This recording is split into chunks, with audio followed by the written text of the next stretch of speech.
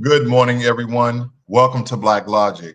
So, the Supreme Court has temporarily blocked the Trump administration from deporting Venezuelan immigrants under the Aliens Enemies Act. And this decision came after the ACLU raised concerns about the lack of due process for those being deported, some of whom were allegedly linked to the Tren de Aragua gang. The administration had previously deported individuals to El Salvador Seacop prison without trial, sparking legal and ethical debates. And this is probably mainly because the fast tracking of the deportation of illegal immigrants and not having due process to verify that their status is indeed illegal. So the Supreme Court is basically telling the Trump administration they can no longer use the Alien Enemies Act to deport illegal immigrants or those who they suspect to be illegal immigrants. And this is very important because, again, this is one of the issues. This is one of the things that the Trump administration has run on for the American people that voted for Trump to get a lot of the illegal immigrants out of our country. Now, it's suspected that we have over 11 million illegal immigrants inside of America.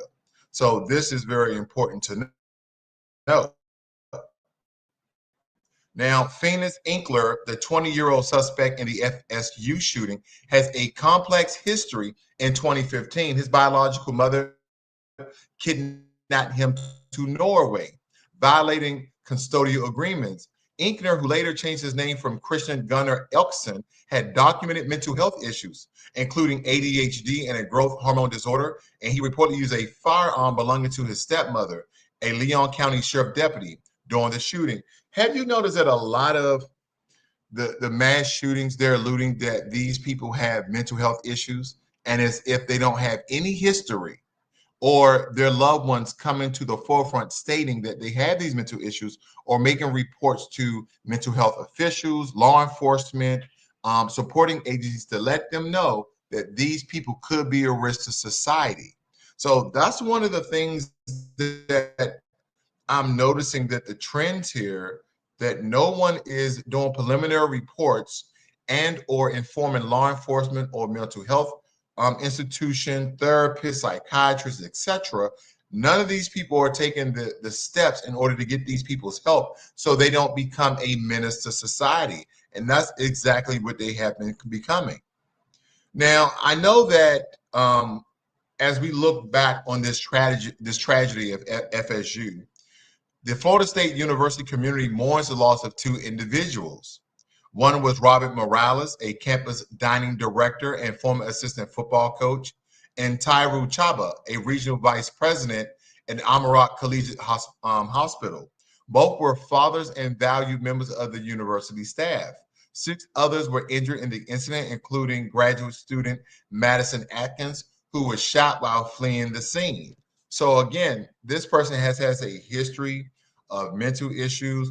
The mother knew about it. They understand that some of the things that surrounded the mental issues, but again, it doesn't look like they gave him ongoing assistance, support, and help to decrease and or render the possibility of such a thing occurring, or alerted law enforcement of some of the things he potentially could do, which will put him on high alert or put them on high alert so they could, again, monitor the situation accordingly. They didn't take the natural steps. So again, we have a very serious issue in America when it comes to mass shootings. And they keep stating that a lot of the mass shootings stem from mental health issues. Now, besides that, a lot of these mass shootings, okay, a lot of the mass killings in America are due to middle-aged white men literally unaliving their entire family. That's on the other. So there's three types of mass unlivings in America. One are middle-aged white men, usually anywhere from the age of 25 to 45, wiping out their entire family. That's number one. Two, you have a lot of extremists, okay, who are basically unaliving folk that are from a different demographic, a different religion, and a different race. And then you just have those with mental health issues, but they will allude to or give the assumption as if a lot of the people who are committing these crimes who are hurting all of these people have these mental health issues. Now, and again, I believe if you dive into this a bit further, people who have, who believe in white supremacy to a certain degree, believe that their race or the things that they have done trump any other demographic of people. I believe they have mental issues as well. Yeah, I believe they have mental issues as well. Their whole conscious intellect foundation is on quicksand because there's nothing that they could solidify to hold their position of the atrocities of unaliving people simply based upon evil ideologies because of what they have been taught, not what a lot of these people have witnessed. Okay, so these are some of the things that we have to look out for as well, because again, racism still exists in America and it doesn't seem like it's going anywhere. So we have to call these things out. Secretary of State Marco Rubio's decision to fire Peter Marocco, who was overseeing the dismantling of the USAID, also known as USAID, has caused a stir within the MAGA community. And Macron's abrupt dismissal, reportedly without prior notice, has led to accusations of betrayal and questions about Rubio's loyalty to Trump's agenda. The incident highlights internal tensions within the administration and the broader conservative movement. So a lot of the people who consider themselves part of the MAGA crowd, or as I say, Trumpsters, because again, a lot of people, and I don't know the exact number, and this is part of my conjecture, they voted for Trump for the ideology of what he was stating. Some people, if you ask, okay, what is some of the legislation? They would just tell you, oh, he's going to get rid of illegal immigrants. He's going to make America first. He's going to bring jobs back to America.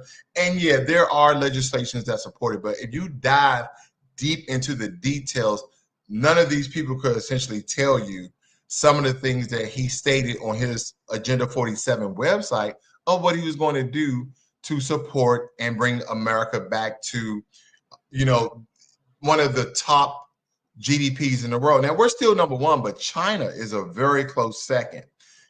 That brings me to another point. China has basically have been calling out to other countries for them to unite against America. This is going down a dark path, because when you get into a trade war, this is very similar to a Cold War in some regards. Not Cold War dealing with, the missile strike or the race to atomic weapons or nuclear weapons, nothing like that. But when you start to attack a country's GDP, when you start to attract a country's economy by teaming up with other countries, that is one of the first strategic things to have that country to fail. Because if we can't buy military equipment or the parts that we need to build military equipment, that will degrade our fighting force. So again, I know America is looking at this very, very closely, as we should, and we should be doing things to counter this threat altogether. So nonetheless, I know a lot of you guys are joining here. I'm out of town, as you see my background here, but I thank you guys for joining me here this early morning as you guys are getting up on your Sunday morning or your Saturday morning. I'm 10 plus hours ahead of you guys. And I'll let you guys know when I get back. Of course, I'm going to release a video like I always do when I go on vacation or I travel. I release a video for you guys in case you guys want to visit there, enjoy some of the festivities, some of the things that country has to offer. But you guys have a great and wonderful day. This is Black Logic.